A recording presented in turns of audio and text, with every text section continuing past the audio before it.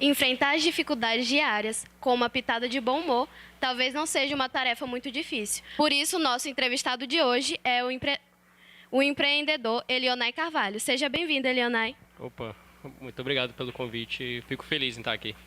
Eu queria perguntar quando foi que você se descobriu nessa área do empreendedorismo, quando você descobriu que realmente gostava disso? Então, é prazer estar aqui de novo, o público todo que estava vendo e ouvindo. Na verdade, não sei se foi um ponto de partida, porque assim, eu comecei a trabalhar muito cedo. Acho que desde os 10 anos eu trabalhava já com meu pai. Ele era camelô ali no mercado, então desde dessa época eu já ia. E já tinha muita responsabilidade porque ele tinha duas banquinhas lá e eu tomava de conta de um e ele tomava de conta de outro. Só que aí, depois de um tempo já, quando eu estava com uns 13 anos, eu fiquei muito doente e aí parei de trabalhar, né? Porque eu tive uma doença que é muito, não é muito rara, muita gente tem, que é a preguiça, né? Aí eu parei de trabalhar porque não era obrigado nem nada, fazia porque queria ajudar meu pai, então eu parei de trabalhar. E já com 18 anos, por necessidade mesmo de ter um dinheiro para sair com a galera e tal, pensei em começar a fazer alguma coisa para ganhar dinheiro. E aí a primeira ideia foi fazer uma produtora de eventos. A gente fazia eventos em 2012, 2013 de música eletrônica. A gente fez uma festa chamada de Night Sensation, que era paródia da Skol Sensation, que foi ali na ABB. Inclusive foi muito boa a festa, deu muita gente e tudo mais. Só que do meio para o fim a gente parou de fazer eventos e aí eu fui me dedicar aos estudos. Aí entrei na universidade, comecei a fazer stand-up. E eu acho que foi esse que foi o começo, assim, para ganhar dinheiro para sair com a galera. Essa que foi a motivação, na verdade. E qual foi o que você fez realmente para você poder se considerar um empreendedor? Assim, eu acredito muito que empreender, na verdade, é resolver problemas. O problema que eu tinha no começo era a falta de dinheiro, então a solução que eu encontrei foi começar a fazer eventos para ganhar dinheiro. Mas de um tempo para cá eu comecei a visualizar outras coisas em outros mercados, por exemplo, que é uma empresa que a gente tem agora, que é a Amplo, que é uma agência de marketing digital. Nasceu muito nessa parte de eventos, porque para a gente fazer a questão da comunicação e do marketing do evento, a gente fazia muito no mundo digital, redes sociais. Então, a gente acabou se profissionalizando um pouco mais, aí a gente criou uma agência. Hoje, nessa agência, a gente tem mais de 23 clientes, empresas daqui da cidade de Floriano, grandes, pequenas e médias. Nós somos um grupo de 5 pessoas. Então, a Amplo hoje é uma empresa que gera emprego aqui na cidade. Uma galera que trabalha lá com a gente, como também a gente gera oportunidades para os nossos clientes, porque a gente consegue gerar negócios para eles por meio das redes sociais. Esse é um dos negócios que eu estou na frente hoje. E a Amplo foi uma ideia só sua ou teve colaboradores? Na verdade, a Amplo, antes dela ter esse modelo de agência, ela na verdade era para ser uma plataforma de conteúdo. A gente queria fazer mais ou menos como a UOL faz, só que para o mercado de Floriano, que a gente visualiza que existe uma deficiência na questão de mídia. Tem a TV, as TVs aqui, 2 TVs que tem, mas os sites a gente vê que ainda é muito carente de conteúdo. Até são pessimamente redigidos, às vezes você encontra falhas grotescas e a gente queria mexer muito nessa área de conteúdo. Só que aí acabou que a gente não tinha um especialista. A gente queria fazer algo de diferente, mas a gente não tinha um jornalista para entender um pouco mais disso. Minha graduação é administração, que eu nem concluí ainda. Então não casou muito. Aí a gente acabou explorando a questão do marketing digital, que seria uma das formas que a gente iria monetizar um negócio. E a gente tirou a parte do conteúdo e começou a fazer isso para as empresas. Então hoje a gente faz basicamente isso para gerar conteúdo para as empresas. A gente está migrando mais para a parte estratégica, porque a gente é uma necessidade das empresas, não tem a parte estratégica dentro, não tem uma pessoa, por exemplo, de marketing, um setor de marketing nas empresas, eles não têm essa cultura, a gente começou a oferecer esse tipo de serviço também, está sendo bem aceito até então, e a gente aplica tudo que a gente aplica para as outras empresas, a gente também aplica para nós. Então tem o Cajuzeira, que é o festival que a gente vai falar sobre ele, tem um outro negócio que inclusive a gente nem lançou ainda, mas se quiser também a gente pode falar sobre ele. Então, no começo, só respondendo a pergunta que eu nem respondi, né? Se tinha... No começo era eu e mais 2 amigos, mas aí um foi morar em Teresina, o outro foi morar em Brasília e acabou que eu fiquei só. E aí, estamos aí até hoje. Então, o Cajuzeira, que você está organizando com alguns amigos, né? É um festival. Fala um pouquinho pra gente do que se trata melhor. Pronto. Como eu mencionei antes, eu comecei a empreender fazendo eventos, né, em 2012. Na época eu fazia de música eletrônica porque eu achava interessante, porque eu gostava também, ainda gosto, na verdade. Mas eu sempre gostei muito mais de rock, muito por influência do meu pai, assim, desde pequeno ele tinha os CDs mesmo e alguns discos de bandas bem legais, como Engenheiros, Capital e Legião Urbana. Então, desde muito cedo eu comecei a ouvir rock. Meus irmãos têm uma banda de rock, eu tenho 4 irmãos e 3 deles têm uma banda, que é o Breca. E aí eu pensei, não, pô, é legal ir fazer um evento de rock grande, assim, porque eu fiquei muito na paranoia de ir para festivais, inclusive eu vou para um bem grande, que é o Rock in Rio, e falei, não, dá para fazer um negócio desse em Floriano. Então surgiu essa ideia, que já era bem antiga na verdade, mas só agora mesmo, por ter um pouco mais de maturidade, um pouco mais de experiência, eu acho que foi possível tirar ela do papel. E aí tem 2 amigos que estão nesse projeto comigo, que é o Matheus Julião e o José Vitor. O Vitor eu conheci na universidade, o Julião eu conheci por meio da Amplo, que ele presta consultoria para uma empresa que também é cliente da gente. Então ele nasceu muito dessa coisa, de eu gostar de música e querer fazer algo grande aqui. Então a gente resolveu fazer grande mesmo e inclusive trazer bandas nacional e bandas que são bem conhecidas regionalmente, como a Vale do Até e a Scalene, que são assim, as 2 maiores atrações do festival. Então, qual o real objetivo por trás desse festival todo? Então, assim, muita gente pensa que a gente vai ganhar muito dinheiro e não vai.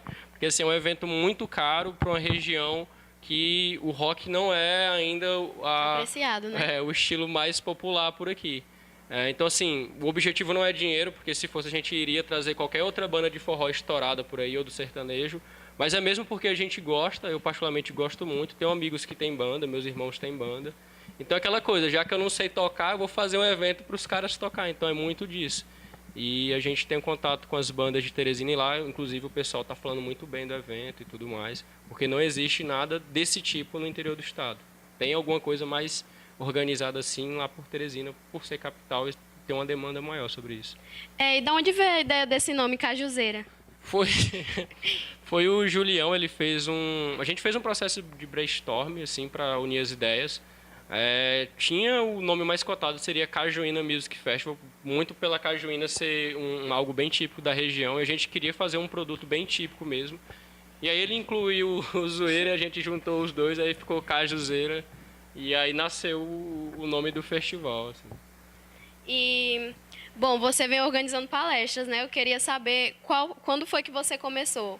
Então, assim, por já fazer alguma coisa diferente da maioria, assim, não tem nada de especial, na verdade. Eu acredito que todas as pessoas consigam desenvolver habilidades que possam ser transmitidas para as pessoas. Então, assim, quando eu comecei a empreender, o pessoal começou a achar interessante, porque eu comecei muito novo. Então, a primeira palestra que eu dei sobre empreendedorismo foi na escola onde eu cursei o ensino médio, que foi o CEP. Na época, a Amplo estava recém começando. E geralmente a galera me convida para falar sobre empreendedorismo, assim, então eu acho legal compartilhar, porque toda vez quando eu vou compartilhar alguma coisa, eu tenho que tangibilizar aquilo numa palestra, num slide, aí eu acabo meio que aprendendo também. Então compartilho para aprender. Então eu acho que seria mais ou menos isso. Mas porque também é legal, porque às vezes uma pessoa que escuta vai servir para ele, então possa ser que dê certo, então compartilhar seria o real motivo para fazer isso. Por ser humorista também, você organizou um stand-up, né, chamado Quanto Vale o Riso. Eu queria saber por que você teve essa ideia? Então, quando eu comecei, quando eu fazia stand-up, porque eu estou parado, está em ato, né? Tá de férias. Aqui em Floriano e no estado como um todo não tem muita cultura do stand-up. Assim, a gente tem grandes comediantes, como a Maurício Jucá, o João Cláudio Moreno, mas são medalhões, assim, são casos raríssimos de comediantes. Lógico que depois surgiu o Whindersson Nunes e tudo mais, mas o stand-up ele não é algo que é muito forte na cultura do piauiense. Então, quando você fala em floriano, é menos ainda. Então, como eu tinha um certo receio do pessoal, às vezes, não querer pagar para ver um artista local, eu falei, então vou fazer um projeto que a galera vai assistir o show e se gostar, ela paga. E aí surgiu o Quanto Vale o Riso. Muito também nessa questão de empreender, eu trazia outros comediantes de fora, porque quando eu comecei não era tão engraçado assim, eu trazia uns amigos que faziam também, e aí meio que a gente dividia o tempo. Então, se eu não fosse muito bom, talvez o meu amigo fosse da comédia, se ele não fosse muito bom, talvez eu fosse, então foi mais para isso. E aí foi legal porque a gente conseguiu circular com muitos comediantes que hoje fazem um sucesso relativamente interessante, como o G. Souza, o Bruno Lima, o Bob, o Vinícius Carcan e o Robson Souza também, que estão inclusive em São Paulo com o Whindersson Nunes lá testando um novo show dele. Então, assim, foi legal porque a gente meio que criou um circuito aqui que sempre quando os caras vêm fazer show aqui tem público, é lotado. E eu acho que a gente meio que plantou uma sementinha ali para mesmo educar as pessoas a irem no teatro e consumir humor. Então, o nome de Quanto Vale o Riso veio do ato de pagar só se você realmente risse, né? Aí foi legal, assim, tipo, no primeiro show, eu lembro que foi o que deu mais gente. O teatro foi no Teatro da Cidade Cenográfica, tinha um espaço para 140 pessoas, foi 150, mais que a lotação. E era engraçado que tinha uns amigos que colocavam, tipo, 10 centavos, aí tinha uns caras que botavam um pouquinho mais. Mas era mais mesmo para não fazer sem cobrar, para também não gerar uma desvalorização. Porque quando você faz de graça, acaba gerando uma desvalorização, que quando você vai tentar fazer algo pagando, o pessoal, não, mas tu fazia de graça porque agora tu está pagando. Então, desde o início, para não ter esse tipo de problema, eu comecei a fazer uma forma monetizada, nem que fosse um pagamento simbólico, assim. E desde sempre, desde quando você começou a empreender ou fazer mesmo esse stand-up, você veio recebendo apoio das pessoas que te cercavam, dos amigos, dos familiares? Não, na verdade, o apoio é sempre o mínimo possível, porque as pessoas normalmente elas não estão acostumadas quando você vai fazer algo de diferente, porque existe um processo lógico de vida que você deve seguir, que é você vai estudar, vai fazer universidade, vai arrumar um emprego, fazer um concurso, alguma coisa assim. Eu sempre acabei indo por um lado que não era muito convencional. Vou fazer stand-up, vou abrir empresa, é uma coisa que não era muito normal no meu meio familiar. Então, assim, o pessoal falava sempre com a desconfiança, não, vai trabalhar, vai fazer alguma coisa assim. E eu acho que eu só consegui não ter o apoio, mas ter o respeito a partir do momento que eu comecei a ter uma autonomia de não depender mais de nenhuma outra pessoa, por exemplo, para qualquer coisa financeira, por exemplo. Hoje eu moro só.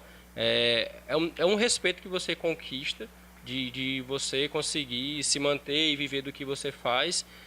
O apoio rola depois disso. Na verdade, não é nem um apoio, é um tapinha nas costas e fala assim, não, aí, agora tá dando certo. Mas no começo você só escuta não e aí você tem que ter muita resiliência para continuar seguindo, porque isso é normal. Todo mundo que eu converso, assim, por exemplo, o próprio Whindersson Nunes, que é uma referência no humor hoje, mas ele veio de baixo, ele veio tomando muito não, muito não, muito não, muito não, até que deu certo e agora todo mundo diz sim para ele, mas é um processo de construção mesmo, assim. Apoio mesmo você vai ter bem pouco, assim, nem da família, o mínimo, na verdade. Né? Você já foi premiado algumas vezes, inclusive foi o primeiro colocado no Desafio de Ideias e Soluções Tecnológicas. Fala um pouco pra gente o que foi esse projeto e por que você recebeu essa classificação. Então, como eu empreendo desde muito cedo, eu comecei a visualizar oportunidades que eram interessantes. E aí para quem empreende, existe um mercado de startups, que é tecnologia, basicamente são esses aplicativos que todo mundo utiliza, WhatsApp, Instagram, é um modelo de negócio que eu acho legal. E aí surgiu esse desafio de ideias promovido pelo Caistec, uma iniciativa de alguns professores do Instituto Federal, do pessoal da Floriano Cowork, e aí eu tinha uma ideia de um aplicativo que era o Penchinchar, que basicamente é um aplicativo que as pessoas vão entrar nele, fazer sua lista de compras, vão descobrir onde é o supermercado mais barato para você comprar, se é no supermercado A ou B, e aí a pessoa poderia ir até lá e executar a sua compra. O pessoal gostou da ideia. É engraçado que quando eu apresentei essa ideia na matéria de empreendedorismo da universidade, a gente tirou tipo 7. A gente só não foi reprovado mesmo porque o professor, não vou reprovar e tal. Mas aí a gente ganhou o primeiro lugar lá dessa corrida de startup. Foi legal, porque a gente viu que era uma ideia que tinha potencial. Mas, infelizmente, pela cidade não ter um pessoal de tecnologia muito ativo, a gente não conseguiu criar um protótipo desse produto. Mas foi legal, porque validou uma ideia que eu já sabia que era interessante. É tão tal que existem outros modelos de empresas que fazem isso Brasil afora. Mas a gente continua empreendendo nesse meio de tecnologia e aí a gente vai lançar um aplicativo na próximas... Na verdade, que dia que vai para o ar, eu não sei, mas é na próxima semana. Se você está vendo isso depois da semana que eu vim aqui, aí já foi lançado, que é o Me Leva Aí, que é um aplicativo de mobilidade urbana para motos. Então, vai ser um jeito fácil das pessoas que têm moto ou que querem se deslocar de um local para o outro utilizar. É o Uber, só que para motos. Seria isso o aplicativo. E para finalizar o nosso papo, eu queria que você desse uma dica para as pessoas que querem empreender, mas se acham muito jovens ou têm receio de empreender logo agora. Então, assim, não é nenhum conselho, porque conselho se fosse bom não se dava, né? Se dava, se vendia, é um negócio que o pessoal faz. Mas, assim, uma recomendação assim, que eu daria era, primeiro, não desanimar com os nãos. Vai ouvir muitos, você vai ouvir muitos. Mesmo quando estiver dando certo, vai ouvir muito não. Às vezes, gente que é próxima vai te botar para baixo. Isso é comum, acontece. E talvez a ideia que você tenha não seja tão boa. Também acontece. Mas para dar certo, tem que tentar. Então a dica seria essa, não vai ouvir não, a gente vai te botar para baixo, talvez tua ideia a princípio não seja boa e você tem que pivotar, tem que modelar ela, mas o lance é não desistir. A gente hoje tem 3 negócios que estão rodando, que é a Amplo, que é o Cajuzeira e o aplicativo Me Leva Aí, que está saindo para o mercado, mas antes disso a gente falhou muito, assim, e deu muito errado, e então, assim, não desistir é a palavra-chave. No pior das hipóteses, se nada der certo na tua vida, tu ainda vai poder trabalhar em alguma empresa de alguma outra pessoa que deu certo, né? Então, até isso é um negócio que é estranho, que para você trabalhar numa empresa, alguma pessoa não pode existir, porque se o empresário tivesse existido, a empresa não ia existir e aí não ia gerar o emprego. Então, seria basicamente isso, não desistir mesmo com as adversidades. Parece clichê, mas é o básico e muita galera desiste no primeiro não. Então, gostaria de agradecer a sua participação aqui no nosso Papo Arretado. E se você gostou desse vídeo, não esquece de deixar seu like, escrever aqui uma sugestão de entrevista que você queira que a gente faça nos comentários, se inscrever no canal e ativar o sininho de notificação.